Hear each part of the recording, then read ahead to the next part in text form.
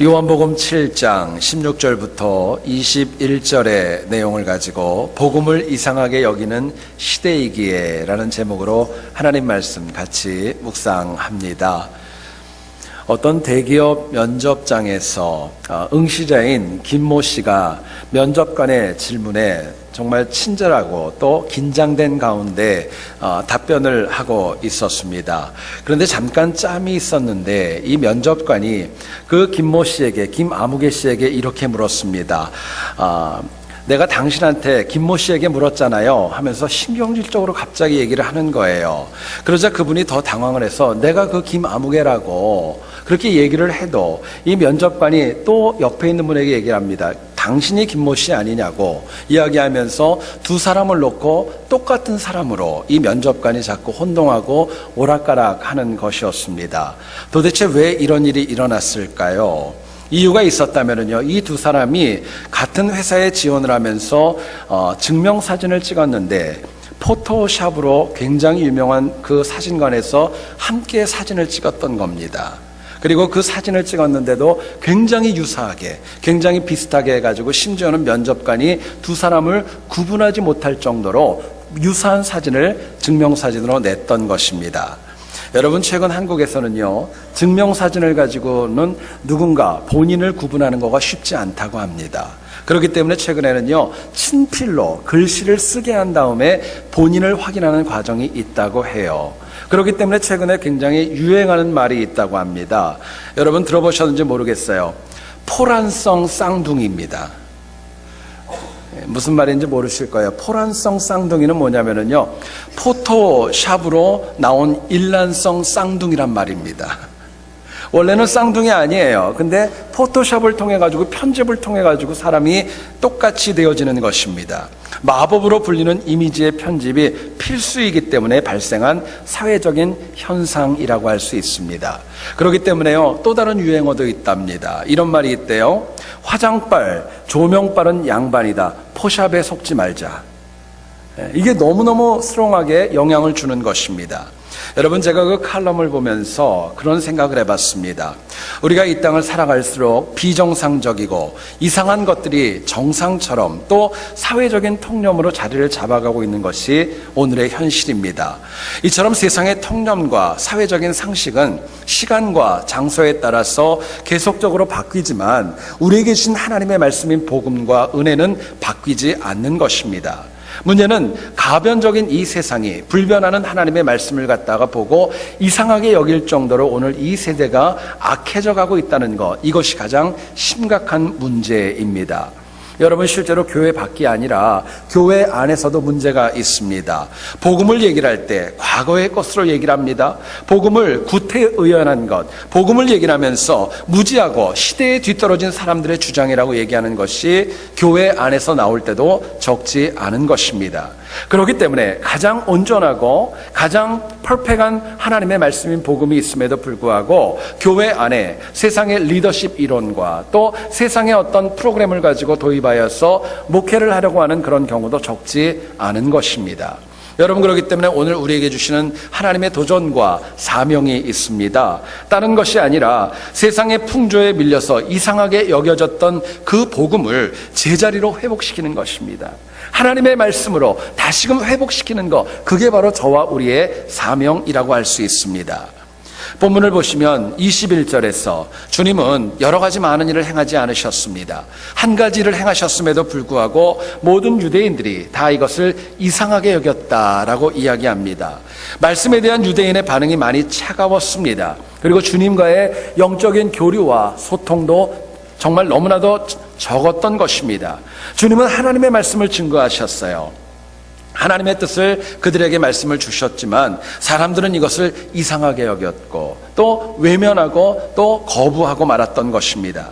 여러분, 안타깝지만은요, 하나님의 말씀인 복음을 이상하게 여기는 것 과거의 문제만이 아닙니다. 오늘 이 시대도 역시 하나님의 복음을 이상하게 여기는 그런 풍조가 적지 않기 때문에 그렇습니다. 오늘 본문을 통해서 우리가 복음을 이상하게 여기는 이 시대, 어떻게 하면 우리가 능력 있게 믿음으로 살아갈까, 본문이 주는 메시지 같이 한번 나누어 보기를 원합니다. 첫 번째로 생각할 것은요, 복음이 이상하게 여겨지는 세상을 살아가지만 우리가 바른 분별력이 있으셔야 돼요. 바른 분별력이 있는 영혼은 이 땅에 복음이 이상하게 여겨져도 넉넉히 이길 수 있기 때문에 그렇습니다. 본문 가운데 17절을 한번 보시기 원합니다. 사람이 하나님의 뜻을 행하려 하면 이 교훈이 하나님께로부터 왔는지 내가 스스로 말함인지 알리라 말씀합니다. 연약한 인간이 하나님의 뜻을 행하기 원한다면요, 그 교훈이 어디서부터 비롯되었는가, 그 근원을 바르게 분별하는 지혜가 필요합니다. 여러분, 유대인이 복음을 이상하게 여긴 이유가 있습니다.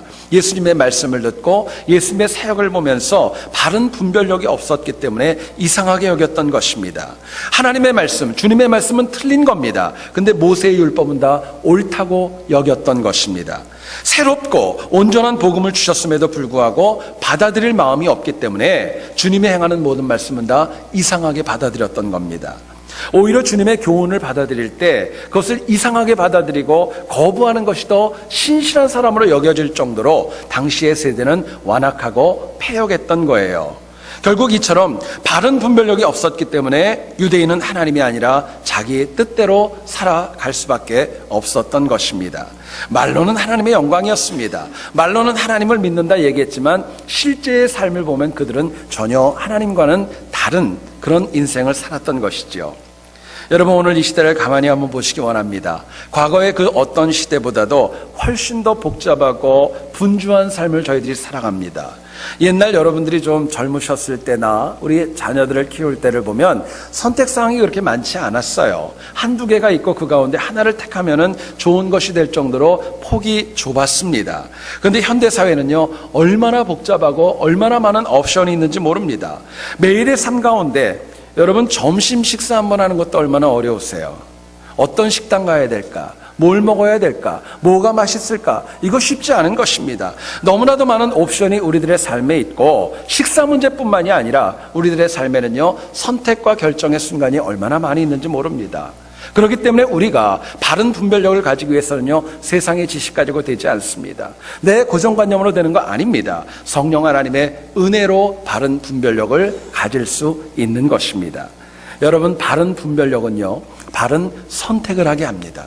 그리고 바른 선택은 우리의 인생길을 그릇된 길로 가는 것이 아니라 바르고 선한 길로 이끌어가는 능력이 있는 것입니다. 자, 그렇다면 우리가 이처럼 복음을 이상하게 여기는 시대를 살아가면서 바른 분별력으로 살기 위해 무엇이 필요할까요? 바른 분별력을 위해 무엇이 필요할까? 저희들이 묻게 됩니다. 본문은 저희들에게 이렇게 얘기를 합니다. 바른 분별력을 얻으려면요, 하나님의 풍성한 은혜가 있어야 됩니다. 하나님의 풍성한 은혜가 있으면 바른 분별력 넉넉히 할 수 있기 때문에 그렇습니다. 16절을 보시죠. 예수께서 대답하여 이르시되 내 교훈은 내 것이 아니요 나를 보내신 이의 것이니라 말씀합니다. 여러분, 예수님은요, 당신의 사역을 감당하는데 혼자 힘으로, 혼자 판단으로 하지 않으셨습니다. 오히려 하나님의 것을 받았다라고 이야기합니다. 예수님도 주의 일을 할 때 하나님의 은혜를 받고 감당을 하셨던 겁니다. 은혜를 받고 분별하시고 선택하시고 사역을 감당하셨던 거예요. 이유가 있습니다. 하나님이 주시는 은혜와 말씀만이 가장 온전하고 가장 큰 능력이 있기 때문이었습니다. 여러분, 우리가 세상을 얘기를 할 때 패역하다, 악하다, 문제가 많이 있다, 죄악이 관영하다, 많은 이야기를 합니다. 왜 세상이 패역합니까? 여러분, 이유는 딴 거 아니에요. 그 안에는요, 하나님의 은혜가 없기 때문에 그렇습니다. 은혜가 없는 곳에는 죄밖에 없는 거예요. 실제로 인간의 분별력을 한번 보시죠. 인간이 보고 듣고 체험해도 그 분별력 바르게 믿을 수 없는 것입니다. 똑같은 것을 보더라도요, 사람과 상황에 따라서 해석하는 거, 또 그것을 받아들이는 거 다 달라질 수밖에 없기 때문에 그렇습니다. 그렇기 때문에 주님 말씀하시는 거예요. 우리가 항상 하나님의 은혜를 받을 때 온전하고 가장 정확한 판단력을 가질 수 있다고 이야기합니다. 여러분, 예수님께서도 하나님의 은혜를 받고 사역을 하셨기 때문에 박해와 핍박이 있어도 거기에 굴하지 않으셨습니다. 힘들고 어려워도 여전히 당신이 걸어가야 될 사명자의 길, 사역의 길을 꿋꿋하게 가실 수 있었던 겁니다. 여러분, 우리의 삶을 한번 가만히 보세요. 내 삶에 하나님의 은혜가 있으면 풍성한 능력이 있고 성령 충만하면은요, 어지간한 문제에 넘어지지 않습니다. 모든 것들 그냥 받아들이는 거예요. 그러나 내 마음에 은혜가 없고 내가 성령 충만하지 않으면 영적으로 굉장히 예민합니다. 별거 아닌데도 상처받습니다. 시험 드는 거예요. 넘어지고 아파할 수밖에 없는 것입니다. 우리가 성경을 보면 하나님이 부르시는 종 가운데 가장 힘들게 부름을 받았던 종이 있었습니다. 바로 모세입니다. 호렙산에서 모세에게 정말 불에 타지 않는 떨기나무를 보여주셨음에도 불구하고 모세는 하나님 앞에 순종하지 않습니다. 나병이 발했다가 치유가 되어도 순종하지 않았어요. 주님, 보낼 만한 분을 좀 보내십시오. 나는 능력이 부족합니다. 내 입술은 둔합니다. 계속적으로 거부를 합니다. 그런데 하나님께서 그 영혼을 끝까지 포기하지 아니하셨고, 놀랍게도요, 말씀대로 순종한 다음에는요, 모세의 모습은 완전히 바뀌게 됩니다. 여러분, 출애굽 과정 가운데 많은 이스라엘 민족들이요, 모세를 향하여서 물이 없다고 얼마나 많은 불평을 했습니까? 애굽으로 돌아가자고 얼마나 많이 울부짖었습니까? 돌을 들고 나서 모세를 치려고 할 정도로 어려움이 있었지만 모세는 흔들리지 않았어요. 한결같이 굳건했습니다. 왜 처음에는 그렇게 하나님 말씀대로 순종하지 않았던 영혼이 어려움에 처했음에도 불구하고 바뀌지 않았을까요? 이유는 하나밖에 없는 거예요. 하나님의 은혜가 있었기 때문이었습니다. 하나님의 은혜가 있었던 거예요. 출애굽 과정에서도 하나님의 은혜가 있었고, 시내산에서 하나님의 은혜를 받으면서 더 굳건하게 하나님만을 붙들고 나아갔던 것입니다. 그 굳건한 믿음이 모세에게 바른 분별력을 주었고, 그가 행하는 모든 것들이 다 옳고 진리요 생명력으로 나아갈 수 있었던 것입니다. 반면에 시내산에서 은혜를 받지 못했었던 아론은 어떻게 되었을까요? 부름은 받았지만은요, 은혜가 없으니까 금송아지를 만드는 범죄를 하게 됩니다. 이스라엘 백성들 넘어지게 하는 악한 영향력에 일조를 하고 마는 것입니다. 여러분, 제 얘기를 잘 들어보세요. 은혜 받기를 원하지 않는 사람이 어디 있겠어요? 다 은혜 원합니다. 근데 은혜를 받는 거는요, 자격이 있어서 받는 거 아닙니다. 내가 뭔가 선하고 뭔가 어떤 기여가 있고 이래서 받는 거 아닙니다. 은혜는요, 내 삶의 목적과 내 삶의 방향이 하나님을 향할 때 하나님이 주시는 것입니다. 은혜는 받는 것입니다. 여러분, 내가 하나님을 하나님으로 인정하면 하나님이 때마다 일마다 내 삶 가운데 하늘의 은혜로 채워주시는 것입니다. 여러분, 그렇기 때문에요, 역으로 이것저것 분산되어져 있고 자기 영광과 자기 의로움이 가득하면은요, 은혜는 멀어질 수밖에 없는 것입니다. 현대인을 보면은요, 많이 바쁘고 분주하지만은요, 은혜를 사모하는 마음은 예나 지금이나 다 똑같습니다. 은혜를 다 사모해요. 그런데 삶의 많은 부분이 하나님의 은혜와 동떨어져 살아갈 때가 우리들의 삶을 보면 얼마나 많이 있는지 모릅니다. 여러분, 은혜 받고 승리하기 위해 원한다면요, 하나님에게 집중하며 살아가셔야 돼요. 하나님에게 집중하는 것입니다. 전에 제가 한번 말씀을 드렸던 기억이 있어요. 영국 출신의 세계적인 변증가인 C.S. 루이스가 쓴 작은 글이 있습니다. 글의 제목은 고양이의 시야라는 글이에요. 시골에 사는 고양이가 런던에 여행을 왔습니다. 그리고 이곳저곳을 다니면서 타워 브리지도 보고 버킹엄 궁전도 보게 되고 심지어는 영국 여왕까지도 보게 되었습니다. 그리고 이제 모든 여행을 다 마치고 고향으로 돌아왔어요. 그리고 친구 고양이가 와가지고 질문을 합니다. 너 영국 런던에 가가지고 뭘 많이 봤니? 뭐가 제일 감동적이었니? 물어봤어요. 그러자 이 고양이가 이렇게 얘기를 하더랍니다. 여왕의 의자 밑에 있던 생쥐가 가장 기억이 남는다고. 그 여러 날을 여행을 했는데요, 기억에 남는 거는요, 여왕 의자 밑에 있는 생쥐 한 마리, 그거밖에 관심이 없었던 거예요. 여러분 보세요. 이 고양이가 지혜로워요, 어리석어요? 좀 어리석어 보이죠? 그런데요, 저는 말씀을 묵상하면서 이거를 좀 역으로 한번 생각을 해봤습니다. 어리석지만 우리가 배워야 될 게 있어요. 뭐냐면은요, 이 고양이는 정말 런던에 가서 타워 브리지, 버킹엄 궁전 많은 것들을 봤지만은요, 생쥐만 주목했던 거예요. 이걸 통해 우리가 배울 수 있는 것은 우리의 시각에도 너무나도 많은 것들이 보입니다. 좋은 것도 보이고 아름다운 것도 보이고 먹고 싶은 것도 보이고 많은 것이 보이지만 우리의 시각이 하나님에게 집중되어져야 합니다. 하나님에게 집중되어지면은요, 그럴 때에 하나님이 우리의 인생에 은혜 주십니다. 분별력을 주십니다. 복음을 이상하게 여기는 이 세대를 이길 수 있는 능력으로 공급해 주시는 것입니다. 여러분, 또 한 가지가 기억해야 될 게 있어요. 은혜는요, 철저히 개인적입니다. 은혜는 개인적이에요. 무슨 말이냐? 각자 받는 은혜가 여러분 다 다른 거예요. 똑같은 말씀임에도 불구하고 어떤 분은 은혜 받는데 어떤 분은 시험 들 때도 있어요. 다 다른 것입니다. 여러분, 남의 은혜로 내가 구원받는 거 아니에요. 내 아내, 내 남편이 아무리 믿음이 좋다? 아니요, 그건 상관없는 거예요. 목회자가 아무리 신령하다? 그거는 목회자 얘기지 내 믿음하고는 관계없는 것입니다. 뿐만 아니라 내 자녀들과 내 부모님이 아무리 신실하게 믿어도요, 아니요, 그거는 그들의 믿음입니다. 믿음은 철저하게 개별적입니다. 철저하게 하나님과 나와의 1대1의 관계이기 때문에 내가 하나님의 은혜 놓치지 않을 때 비로소 그게 나에게 분별력과 은혜와 능력으로 다가오는 것입니다. 어떤 청년이 굉장히 값비싼 스포츠카를 구입을 했습니다. 그리고 하이웨이를 쭉 달려갑니다. 얼마나 기분이 좋았겠어요. 근데 우연히 옆을 보니까 닭이 한 마리가 옆에 뛰어가더랍니다. 근데 놀랍게도 이 닭이 얼마나 빠른지요, 스포츠카하고 똑같이 달려가더래요. 갑자기 마음에 호승심이 생겼습니다. 내가 닭한테 질 수는 없지. 그리고 악셀레터를 더 밟았습니다. 차가 앞으로 더 쭉 나가기 시작을 해요. 근데 보니까요, 닭이 또 똑같이 따라오더랍니다. 얼마나 신기했겠어요. 그래서 이분이 이 닭의 주인이 누구인가 수소문을 해가지고 결국 알게 되었습니다. 보니까 할아버지가 주인이더래요. 찾아갔습니다. 그리고 얘기를 해요. 내가 돈은 얼마든지 줄 테니까 그 닭을 좀 나한테 팔라고. 그랬더니 할아버지가 얘기하더랍니다. 팔 수가 없다고. 이유가 뭐냐 물어봤더니요, 팔고는 싶은데 못 파는 이유는 뭐냐면요, 닭을 잡아야 팔죠. 닭을 잡아야 팔죠. 얼마나 빨리 움직이는지요, 도저히 잡을 수가 없는 거예요. 팔고 싶어도 못 파는 것입니다. 여러분, 생각해 보세요. 하나님의 은혜가 아무리 존귀해도, 아무리 귀하고, 아무리 능력이 있어도요, 내 거가 되어야 진짜 내 은혜입니다. 그게 진짜예요. 남의 것은 은혜 아니에요. 은혜는 자기의 의와 자기의 생각보다 하나님의 영광을 먼저 구하는 영혼에게 하나님이 주시는 선물이기 때문에 그렇습니다. 여러분, 바쁘시죠?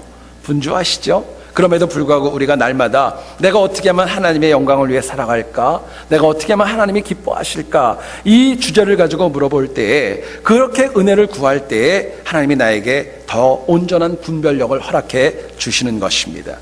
복음을 이상하게 여기는 세대를 살아가지만 우리가 하나님 주시는 은혜로 바른 분별력으로 날마다 승리할 수 있기를 주님의 이름으로 축원드립니다. 두 번째로 생각할 것은요, 복음이 이상하게 여겨지면 여겨질수록 말이 아니라 행하는 믿음이 필요합니다.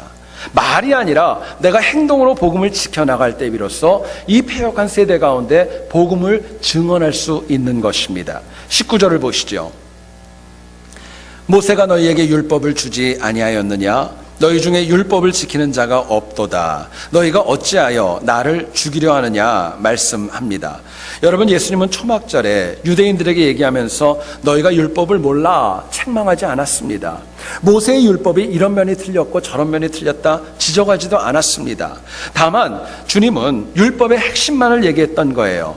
여러분, 율법은 핵심이 이것이죠. 내 하나님을 마음을 다하고 힘을 다하고 정성을 다해 사랑하라는 겁니다. 그리고 내 이웃을 그처럼 사랑하라는 것, 그게 율법의 핵심인 것이었던 겁니다. 그런데 유대인들은 이 내용을 너무너무 잘 알았지만은요, 예수님을 이해하려고 하지 않았고 말씀을 들으려고 하지 않았고 그분을 죽이려고 하는 모습까지도 가하게 되었던 것입니다. 결국 당시 유대인은 복음을 향한 태도가 행함과 진실함보다는 말과 혀로 다가감이 많았던 거예요.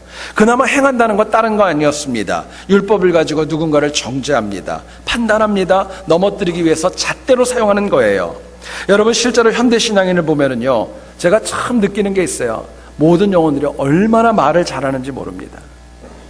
여러분, 우리 주변에 한번 보세요. 다 말들 너무너무 잘해요. 또 한 가지 특징이 있어요. 말이 많아요. 현대인을 보면은요, 말이 다 많아요. 혼자 있지를 못합니다. 책 보면서 가만히 앉아있는 거, 이거 잘 못합니다. 전화라도 붙잡아야 돼요. 뭐라도 봐야 돼요. 여러분, 말이 많고 또 더 나가서는요, 정말 말을 잘하기 때문에 정말 우리 주변에 보게 되면은요, 진실이 잃어버릴 때가 얼마나 많이 있는지 몰라요. 어떤 가정에서 아내가 강아지를 갖다 사고 싶어가지고 남편에게 강아지 좀 샀으면 좋겠다고 조르고 이야기를 했습니다. 남편이 별로 마음에 들지 않아서 안 샀으면 좋겠다고 또 거부를 합니다. 서로 옥신각신하면서 얘기가 왔다 갔다 했어요. 그러자 이 남편이 한마디를 했는데 아내의 마음에 들었나 봐요. 그 며칠 있다가 결국 강아지를 포기하더랍니다. 남편이 이렇게 얘기했답니다. 여보, 내가 앞으로 개보다 더 잘할게. 개보다 더 잘할게. 그러고 얘기를 하더래요. 별말 아닌데 말에 또 이렇게 여러분 잘하고 유창함에 있어서 넘어갈 수 있다는 거, 저희들이 참 살면서 많이 체험을 합니다. 여러분, 오늘 현실을 보면은요, 말은 많아요. 말은 잘해요. 근데 말씀대로 행하는 것 얼마나 적은지 모릅니다. 자, 그렇다면은요, 오늘처럼 이 악한 세대에 어떻게 하면 말이 아니라 행동을 하며 살아갈 수 있을까요? 어떻게 하면 말씀을 지킬까요? 본문은 저희들에게 이렇게 얘기를 합니다. 우리가 누군가를 평가하려고 하지 말고, 말씀으로 평가하려고 하지 말고, 내가 먼저 믿음으로 솔선수범하셔야 됩니다. 내가 먼저 솔선수범하면은요, 하나님의 말씀을 말이 아니라 행동으로 지키고 복음을 이상히 여기는 이 시대를 이길 수 있기 때문에 그렇습니다. 21절을 보시지요. 예수께서 대답하여 이르시되 내가 한 가지 일을 행하매 너희가 다 이로 말미암아 이상히 여기는도다 말씀합니다. 여러분, 본문을 보면은 유대인은요, 일부가 아니라 모두 다 주님의 말씀을 이상하게 여겼다라고 이야기합니다. 예수님이 다 보여준 거 아니었어요. 한 가지만 봤다고 얘기를 했어요. 근데도 유대인들이 다 이거를 거부하고 이상하게 여기고 외면하였다라고 이야기합니다. 결국 유대인은요, 주님의 하나만 봤던 거예요. 그리고 다 외면했던 것입니다. 여러분, 여기서 우리가 하나님의 메시지를 들어야 될 게 있어요. 유대인들은요, 하나만 보고 주님을 거부했지만 우리는 주님의 하나의 은혜를 받더라도 주님을 영접하셔야 됩니다. 그게 은혜입니다. 또 유대인들은요, 하나로 주님을 평가하려고 했지만 우리는 하나만 보더라도 예수님을 나의 하나님으로 받아들이는 능력과 믿음이 필요한 거예요. 여러분, 복음과 하나님은요, 평가할 대상이 아닙니다. 내가 만약에 어떤 이론과 논문으로 하나님을 정확하게 표현할 수 있다, 그럼 그분은 하나님 아닙니다. 내가 정확하게 표현할 수 있는 복음이다, 그것도 온전한 복음 아닙니다. 여러분, 복음과 하나님은요, 우리가 평가할 수 있는 것이 아니라 믿어야 될 것입니다. 믿고 받아들여야 될 것이에요. 여러분, 오늘날 심각한 영적인 질병은 딴 거 아닙니다. 복음을 믿지도 않으면서 복음으로 평가하려는 것입니다. 정죄하려는 거예요. 누군가를 넘어뜨리는 것입니다. 여러분, 그런데 인간이 정말 복음대로, 하나님의 말씀대로 살아가면은요, 누군가를 정죄하고 분석하고 평가하는 거 그럴 시간 없습니다. 오히려 더 말씀 가운데 온전히 더 순종해 나갈 수 있기 때문에 그렇습니다. 공산주의를 만들었던 칼 막스라는 영혼을 여러분 아실 겁니다. 그 영혼이 어렸을 때 보면은 자기 아버지에 대한 자부심과 긍지가 굉장히 많았다고 합니다. 그리고 독일에서 성장을 하면서 나름대로 잘 컸던 그런 어린 아이였다고 합니다. 가정이 유대인이었습니다. 특별히 그 아버지는 회당을 너무너무 사랑했고 율법을 준수하는 모범적인 가장이었다고 합니다. 그런데 이 가족이 사업의 문제 때문에 어떤 지역으로 이사를 가게 되었어요. 당연히 막스는 생각했습니다. 아버지가 회당을 찾아갈 거라고 생각을 했어요. 근데 그 지역에 회당이 없으니까 이 막스의 아버지는요, 그냥 아무런 주저도 없이 개신교 교회 중에 하나인 루터란 처치를 찾아가서 등록을 했던 겁니다. 어린아이가 물어봤습니다. 이유를 물어보니까 아버지가 그렇게 얘기를 합니다. 사업에 도움이 되기 때문에 등록했다는 거예요. 그 이야기를 듣고 이 막스의 마음에 엄청난 충격이 다가오게 됩니다. 상처를 받아요. 하나님의 말씀을 갖다 지키는 것이 아니라 그냥 피상적으로 했다는 것을 본인이 깨닫게 되었던 것입니다. 그리고 그 다음부터 성경을요, 믿으려고 하지 않았습니다. 분석합니다. 평가합니다. 나중에 영국으로 유학을 가서 헤겔 철학을 공부하면서 범철학 비판이라는 책을 저술하면서 이런 유명한 선언을 3가지를 합니다. 첫째, 하나님은 존재하지 않는다. 둘째, 인간의 양심은 부정하다. 셋째, 종교는 아편이다. 유명한 얘기를 하는 거예요. 여러분, 부모의 위선적인 신앙, 하나님의 말씀을 갖다가 온전하게 순종하지 않고 말씀대로 행하지 않는 그것을 보면서 한 아이가 어그러졌고 그것을 통하여서 결국에는 공산주의가 시작되었다는 이야기입니다. 여러분, 이 막스의 넘어짐은요, 다른 것 아니었습니다. 하나님의 말씀을 있는 그대로 받아들이고 믿는 것이 아니라 분석하려는 것, 평가하려는 것, 자기가 평가하려는 그 마음속에서 넘어질 수밖에 없었던 것입니다. 여러분, 마태복음 7장 21절 예수님께서는 말씀합니다. 나더러 주여 주여 하는 자마다 천국에 다 들어갈 것이 아니요 다만 하늘에 계신 내 아버지의 뜻대로 행하는 자라야 들어가리라 말씀하십니다. 천국에 들어가기 위해서는요, 입술의 고백 안 된다는 것입니다. 오직 하나님의 뜻대로 솔선수범하는 지키는 신앙이 있을 때 하나님 나라에 들어갈 수 있다고 이야기하십니다. 여러분, 행함의 신앙을 강조하는 것은요, 과거의 문제 아닙니다. 오늘의 문제만이 아닙니다. 영원토록 믿는 사람에게 주는 하나님의 동일한 명령인 거예요. 이제 교회가 새로운 은혜로 채워져야 될 시기이고, 이거를 위해서 우리가 많이 기도하고 헌신하고 많은 분들이 수고합니다. 저는요, 교회가 하나님의 은혜로 세워지고 다시 부흥의 역사를 체험하기 위해서는 우리 모두에게 꼭 필요한 것이 있습니다. 내가 솔선수범하는 것입니다.